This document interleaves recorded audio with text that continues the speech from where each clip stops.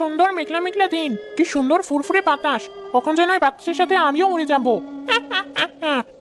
এমন আবহাওয়া থাকলে মনটা সত্যিই ভালো হয়ে যায়, মনে আর কোনো দুঃখ কষ্ট থাকে না। এখন তো আবার বৃষ্টি শুরু হয়ে গেল দেখছি। যাই, আগে গাছের মাঝখানে ডালটায় গিয়ে বসি, তাহলে আর ভিজবো না। কি সুন্দর বৃষ্টি, কিন্তু এই বৃষ্টির সময় একটু খিচুড়ি না হলে কি আর চলে? বেঁচে থাকতে এমন দিনে স্বামী ছেলে মেয়েদের সাথে নিয়ে কত খিচুড়ি রেঁধে খেয়েছি, অথচ শাকচুনি হওয়ার পর একদিনও তা খাওয়া হলো না। কি আর করার, এখন এই গাছের ডালে শুয়ে শুয়ে বৃষ্টি দেখি। গিন্নি, আকাশে মেঘ এখনো থই থই করছে। মনে হচ্ছে না বৃষ্টি আর থামবে, বুঝলে তো? হ্যাঁ, বৃষ্টি তো পড়েই যাচ্ছে, থামার আর কোনো নামগন্ধ নেই। এদিকে কত কাজ পড়ে আছি, তার কোনো হিসেব নেই।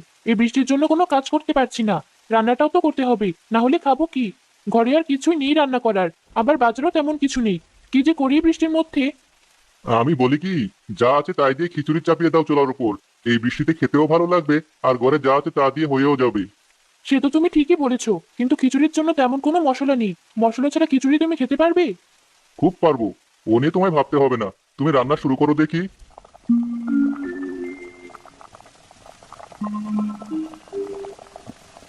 আরে বাহ, কি সুন্দর গন্ধ ছড়িয়েছে। তোমার হাতে রান্নার জবাব নেই। মশলা ছাড়াই কেমন সুন্দর গন্ধ ছড়িয়েছে দেখো। খিচুড়ি গন্ধে এই বৃষ্টি এখন আমার বেশ ভালো লাগছে। তোমার যত আজগুবি কথা। আরে, খিচুড়ির গন্ধ বেশি আসছে না? মনে হচ্ছে বাড়ি থেকেই আসছি। কি দারুণ গন্ধ। ওই বাড়িতেই যাই। মনটা এমনিতেই খিচুড়ি খিচুড়ি করছিল, তার মধ্যে আবার এমন গন্ধ নাকে এলে কি আর খিচুড়ি না খেয়ে থাকা যায়?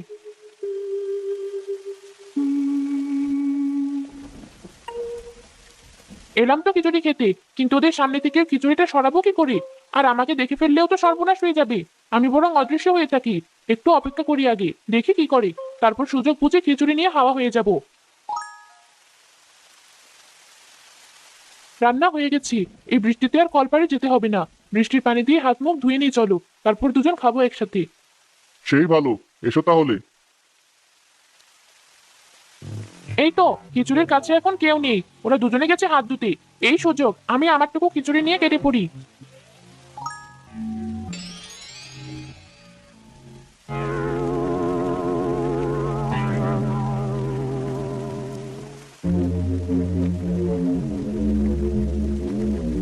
এ কি, হাড়িতে আর এটুকু খিচুড়ি কেন? বাকি খিচুড়ি কোথায় গেল? মাত্র রান্না শেষ করলাম। এই ঝড় বৃষ্টিতে তো বিড়াল কুকুরও আসার কথা নয়।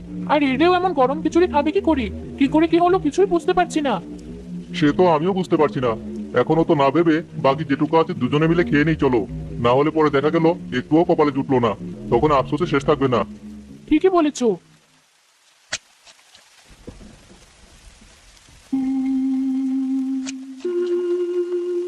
বৃষ্টির সময় গাছের ডালে বসে এমন গরম গরম খিচুড়ি খাওয়ার মজাই আলাদা। কাঁচা পশু পাখি খেতে খেতে মুখটা একেবারে নষ্ট হয়ে গিয়েছিল। আজ একটু স্বাদ ফিরলো। বউটার রান্নার হাত বেশ ভালো। ঘরে যে আর তেমন কিছু অবশিষ্ট নেই, এবার কি করে চলবে আমাদের? তুমি কিছু একটা করো। কি করব বলো তো? 3 দিন ধরে কাজে যেতে পারছি না, বৃষ্টি হয়েই চলছে। এদিকে টাকা পয়সা যাচ্ছিল, সব শেষ হয়ে যাচ্ছে। এখন তো মনে হচ্ছে না খেয়ে থাকতে হবে। এত চিন্তা কেন করছো? প্রতি বছর বর্ষা এলেই তো এমন হয়। দেখবে সব ঠিক হয়ে যাবে। তুমি এত চিন্তা করো না, ওপরওয়ালা ঠিক একটা না একটা ব্যবস্থা করে দেবেন। কবে আর ঠিক হবে? পরিশ্রম তো কতই করলাম, কোথায় আর ঠিক হচ্ছে? এই অতিবৃষ্টির কারণে যা ফসল লাগিয়েছিলাম সব নষ্ট হয়ে যাচ্ছে। আমার বাবা বলতো পরিশ্রমের ফল মিষ্টি হয়। তুমি এত ভেঙে পড়ো না। ঘরে একটু চা রয়েছে, তুমি বসো, আমি তোমার জন্য একটু চা বানিয়ে আনি।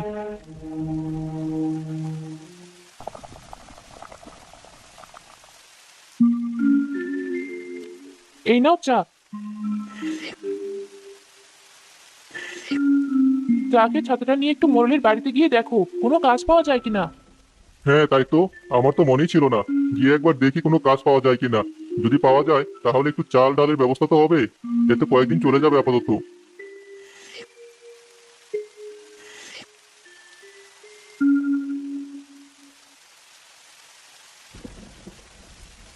আরে, এলু যে, তাই এই ঝড় বাদলের মধ্যে আমার কাছে কি?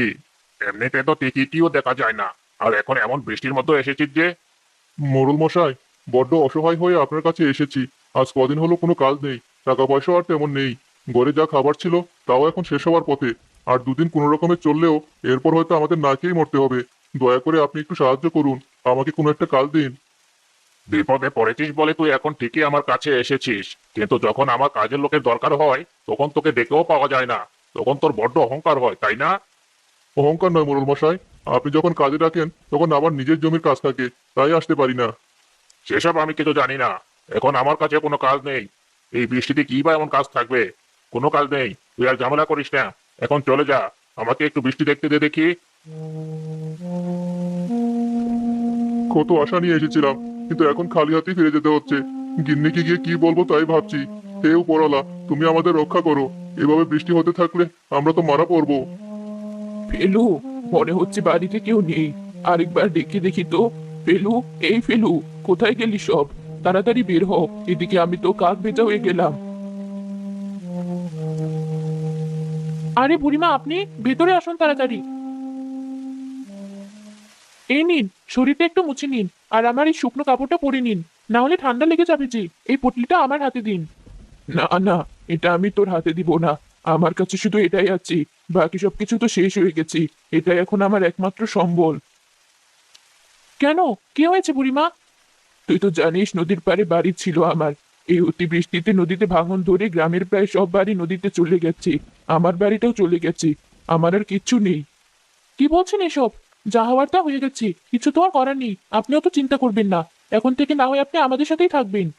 তোরা ছাড়া আমার আর যাওয়ার জায়গায় বা কোথায় আছে? তাই তো চলে এলাম।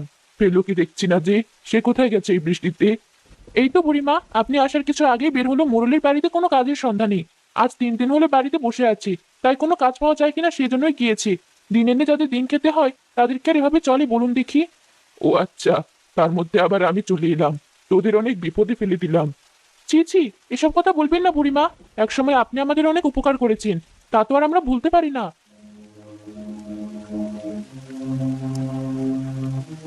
তুমি চলে এসেছো? এত তাড়াতাড়ি চলে এলে যে, কোনো কাজ কি পেলে? না, কোনো কাজই পাইনি। কি যে হবে, এত বৃষ্টির মধ্যে কেউ কোনো কাজ করাবে না। বুড়িমা এসেছে, কথা বলবে চলো। সে কখন থেকে তোমার জন্য অপেক্ষা করে বসে আছেন। এই বর্ষার দিনে আবার বুড়িমা কেন আসলো? নিজেদের খাওয়ার কোনো পয়সা নেই, তাকে এখন কি খাওয়াবো আমরা? তুমি চুপ করো, বুড়িমা শুনে ফেলবে। উনি শখ করে আসেনি, কোনো উপায় না পেয়ে আমাদের কাছে এসেছেন। এখন আমাদের মুখ থেকে এমন একটা কথা শুনলে কষ্ট পাবেন। উনি খুবই অসহায় হয়ে পড়েছেন। কি এমন হয়েছে বুড়িমার? চলো গিয়ে শুনি আগে।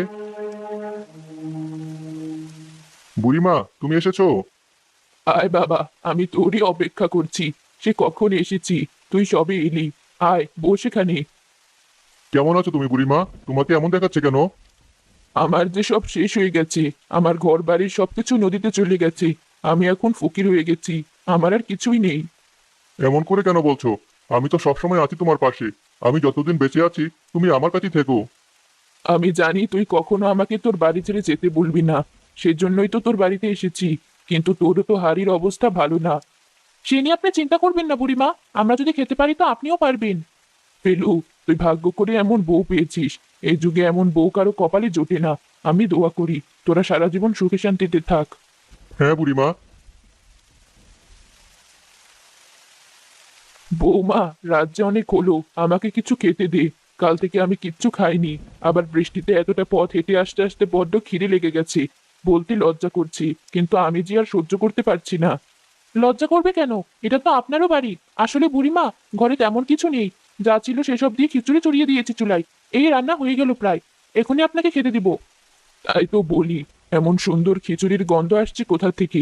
এই বর্ষার দিনে বেশি করে ঝাল দিয়ে একটু খিচুড়ি হলে আর কিছু লাগে না। খুব ভালো করেছো। বাহ, আমার সে খিচুড়ির গন্ধ। মনে হচ্ছে আমার রান্না করেছে। যাই তাড়াতাড়ি ওই ঘরে গিয়ে দেখি।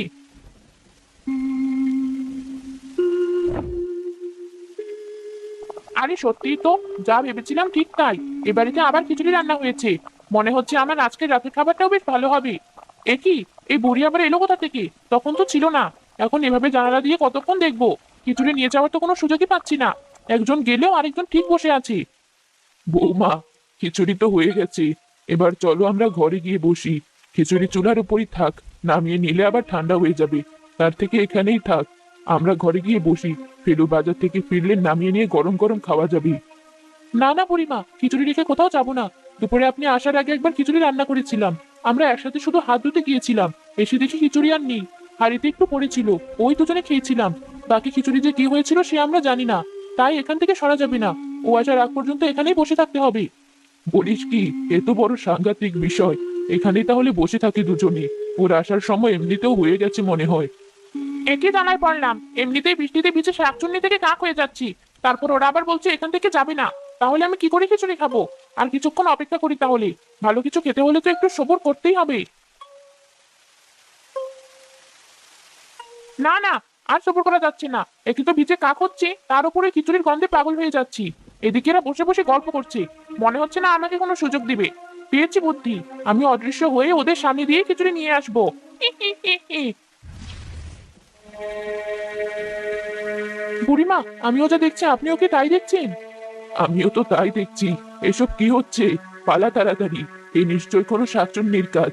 কোনো শাকচুন্নির হয়তো তোদের সংসারে নজর পড়েছে। পালা এখনই। হ্যাঁ বুড়িমা, তাড়াতাড়ি চলুন।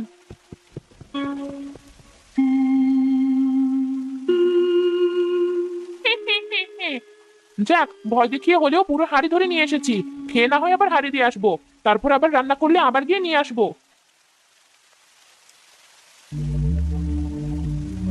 এ কি, তোমরা ভয়ে এমন কাঁপছো কেন? কি হয়েছে তোমাদের?